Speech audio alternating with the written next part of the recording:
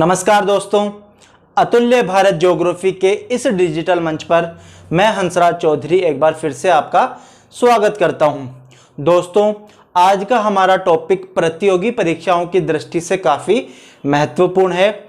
आज हम जिसके बारे में चर्चा करेंगे वो है जयसमंद झील। जब हम जयसमंद झील की बात करते हैं तो सबसे पहले आपको ये ध्यान होना चाहिए कि जयसमंद झील राजस्थान के उदयपुर जिले में स्थित है। उदयपुर जिले को झीलों की नगरी भी कहा जाता है, सिटी ऑफ लेक्स कहा जाता है। क्यों? क्योंकि जो उदयपुर जिला है यहाँ पर सर्वाधिक झीलें स्थित हैं। तो जयसमंद झील भी उदयपुर जिले में ही स्थित है। ठीक है, जयसमंद झील प्राकृतिक झील न होकर के एक मानव निर्मित झील है जिसे कृत्रिम झील भी कहा जाता है। और जयसमंद झील भारत की दूसरी बड़ी कृत्रिम झील है। तो चर्चा चालू करते हैं अपन। ठीक है, जयसमंद झील के बारे में बात कर रहे हैं। तो जयसमंद झील किस जिले में स्थित है? उदयपुर जिले में स्थित है। यह जयसमंद झील भारत की दूसरी बड़ी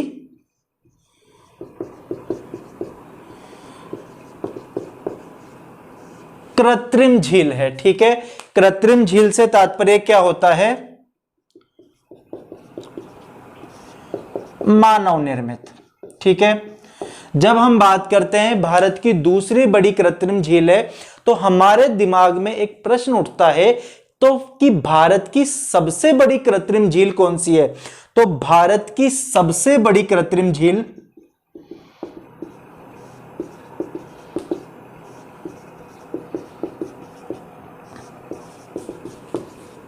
कौन सी है? गोविंद सागर जलाशय। ठीक है, यह गोविंद सागर जलाशय हिमाचल प्रदेश राज्य में स्थित है। आपने नाम सुना होगा भाखड़ा नांगल बांध, भाखड़ा नांगल बांध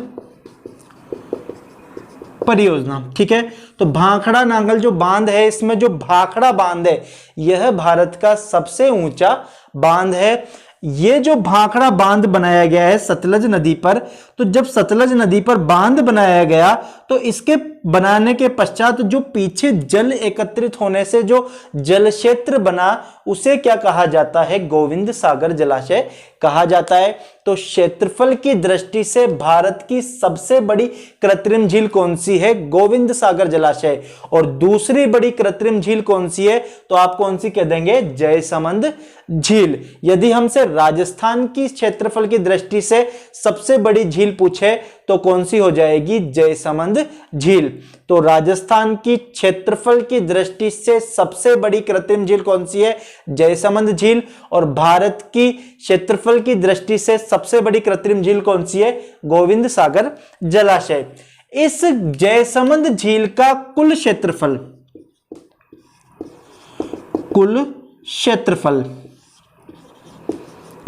लगभग 87 वर्ग किलोमीटर है। ठीक है, कितना है? लगभग 87 वर्ग किलोमीटर क्षेत्र में यह विस्तृत है। अब हम बात करते हैं इसके निर्माण की, कि जयसमंद झील का निर्माण किसने करवाया? तो जयसमंद झील का निर्माण 17वीं शताब्दी में उदयपुर के महाराजा जयसिंह के द्वारा करवाया गया और इन्हीं के नाम पर इसको जयसमंद झील कहा जाता है। तो निर्माण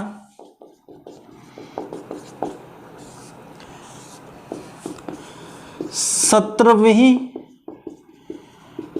शताब्दी में। ठीक है, कब? 1685 ईस्वी में क्या हुआ? निर्माण कार्य प्रारंभ हुआ और वर्ष 1691 में क्या हुआ? पूर्ण हुआ। किसके द्वारा करवाया गया? महाराजा जय सिंह के द्वारा। ठीक। ठीक है, किस प्रकार से करवाया गया कि महाराजा जय सिंह ने उदयपुर में जो एक नदी प्रवाहित होती है उस नदी का नाम है गोमती नदी। ठीक है, कौन सी नदी? गोमती नदी। इस गोमती नदी पर क्या बनवाया इन्होंने? एक बांध का निर्माण करवाया। ठीक है, इसके ऊपर किसका निर्माण करवाया? एक बांध का निर्माण करवाया।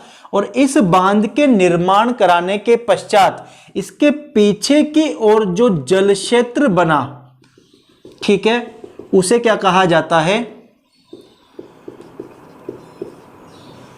जयसमंद झील कहा जाता है। तो कौन सी नदी पर? गोमती नदी पर क्या बनवाया? एक बांध का निर्माण करवाया।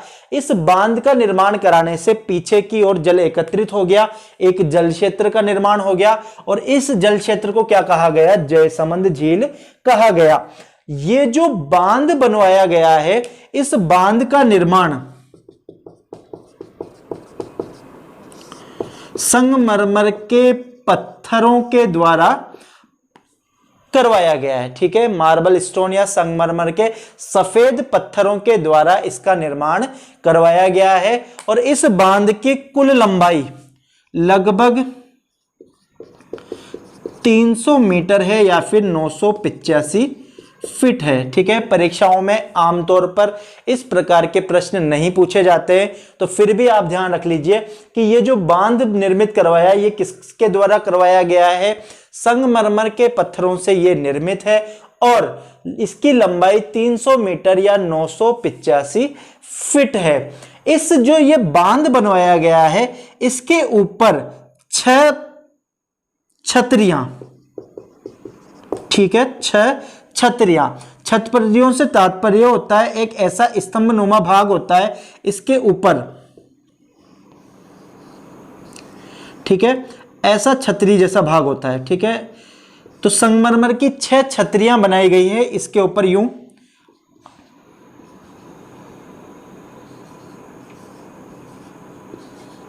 ठीक है, इन छतरियों का क्या यूज होता था कि इनके द्वारा जंगली जानवरों पे निगरानियां रखी जाती थी। इस कारण इन्हें क्या कहा जाता है? ओदिया भी कहा जाता है।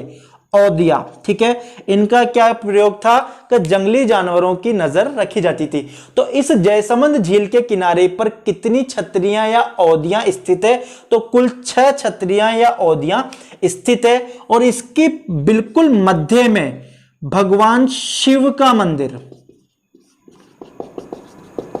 ठीक है, किसका मंदिर स्थित है? भगवान शिव का मंदिर स्थित है। इस जयसमंद पर जो ये बांध बनाया गया है इसके किनारे पर यहां पर एक पहाड़ स्थित है। ठीक है, और इस पहाड़ के ऊपर एक महल बनाया गया है जिसे हवा महल या रूठी रानी का महल भी कहा जाता है। ऐसा कहा जाता है कि महाराजा जयसिंह की सबसे छोटी रानी कोमल देवी एक बार महाराजा से रूठकर इस महल में आकर रहने लगी थी।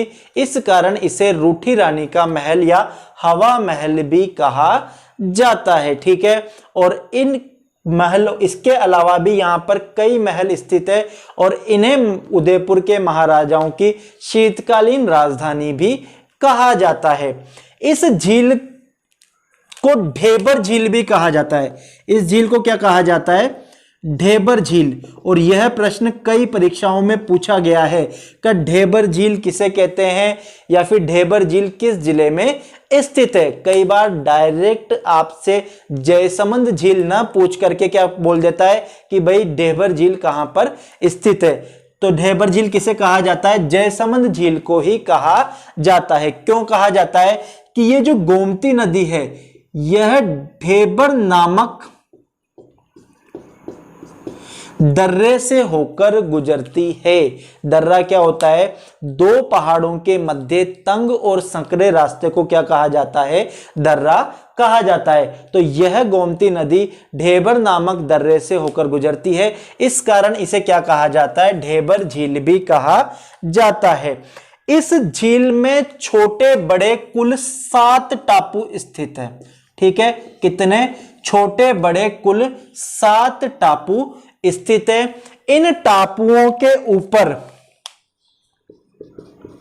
मीणा तथा भील जनजातियों के लोग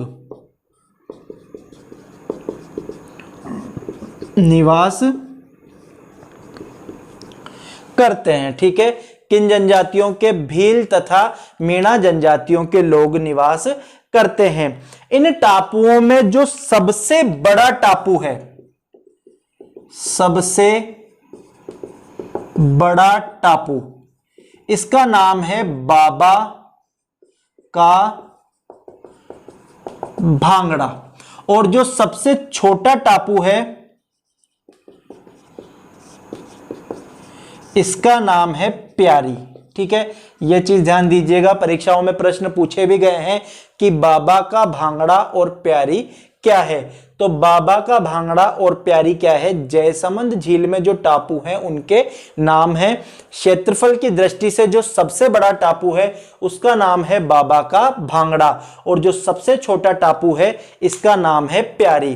इस प्यारी टापू के ऊपर एक होटल का संचालन किया जा रहा है। ठीक है, इसका नाम क्या है? Island resort. ठीक है, ध्यान रख लीजिएगा। वैसे नॉर्मली परीक्षाओं में नहीं पूछे जाते हैं इस प्रकार के प्रश्न, लेकिन फिर भी यदि पूछ ले तो हमें पता होना चाहिए कि प्यारी नामक टापू के ऊपर एक होटल का संचालन किया जा रहा है जिसका नाम क्या है? Island resort. चूंकि ये जो झील है क्षेत्रफल की दृष्टि से सबसे बड़ी झील है, इस कारण इसमें कई प्रकार के जीव जंतु पाए जाते हैं। इस कारण इसे जलचरों की बस्ती भी कहा जाता है। यह चीज ध्यान दीजिएगा कि जयसमंद झील को ही क्या कहा जाता है? जलचरों की बस्ती भी कहा जाता है। इस जयसमंद झील से ही सिंचाई के लिए 2 नहरें निकाली गई है। ठीक है, सिंचाई के लिए क्या निकाली गई है? 2 नहरें निकाली गई है। पहला है श्यामपुरा नहर और दूसरी है भाट नहर। ठीक है, इन दोनों की लंबाई लगभग 375 किलोमीटर है। ठीक है, तो यह चीज ध्यान दीजिएगा कि श्यामपुरा और भाट नहरें किससे निकाली गई है? जयसमंद झील से ही निकाली गई है, और इनकी कुल लंबाई कितनी है? 375 किलोमीटर है। तो ये हमारे जयसमंद झील के बारे में कुछ फैक्ट्स हैं जो परीक्षाओं में पूछे जाते हैं। इसमें हमें जो सिंपल सी चीज ध्यान रखनी है वो क्या रखना है कि क्षेत्रफल की दृष्टि से राजस्थान की सबसे बड़ी कृत्रिम झील कौन सी है? जयसमंद झील है। निर्माण किसने करवाया? तो 17वीं शताब्दी में महाराजा जयसिंह के द्वारा इसका निर्माण करवाया गया। निर्माण कार्य प्रारंभ 1685 ईस्वी में हुआ और जून 1691 में इसका निर्माण कार्य पूर्ण हुआ। गोमती नदी पर बांध बनाकर इसका निर्माण करवाया गया। गोमती नदी ढेबर नामक दर्रे से होकर गुजरती है, इस कारण इसे क्या कहा जाता है? ढेबर झील भी कहा जाता है। ये जो बांध बनाया गया है वो संगमरमर के सफेद पत्थरों से बनाया गया है जिनकी लंबाई 300 मीटर है या फिर 985 फीट है। इसके ऊपर संगमरमर की ही 6 छतरियां बनाई गई है जिसे क्या कहा जाता है? ओदिया भी कहा जाता है। और ये ओदिया किस काम आते थे? जंगली जानवरों की नजर रखने के लिए या निगरानी रखने के काम आती थी। मध्य में भगवान शिव का क्या है? मंदिर स्थित है। इसके किनारे पर एक पहाड़ी पर हवा महल और रूठी रानी का महल स्थित है। इसके अंदर छोटे बड़े 7 टापू हैं जिनके ऊपर मीणा तथा भील जनजाति के लोग निवास करते हैं। सबसे बड़ा जो टापू है उसका नाम है बाबा का भांगड़ा और जो सबसे छोटा टापू है उसका नाम है प्यारी। ठीक है, इस झील से 2 नहरें निकाली गई है, श्यामपुरा नहर तथा भाट नहर। तो ये हमारी जयसमंद झील के बारे में कुछ फैक्ट्स हैं। उम्मीद करते हैं आपको यह टॉपिक समझ में आया होगा और ये जो फैक्ट्स आपको बताए गए हैं ये आपके लिए लाभकारी सिद्ध होंगे। अगली क्लास में किसी नए टॉपिक के साथ आपके समक्ष फिर से प्रस्तुत होंगे। तब तक के लिए धन्यवाद।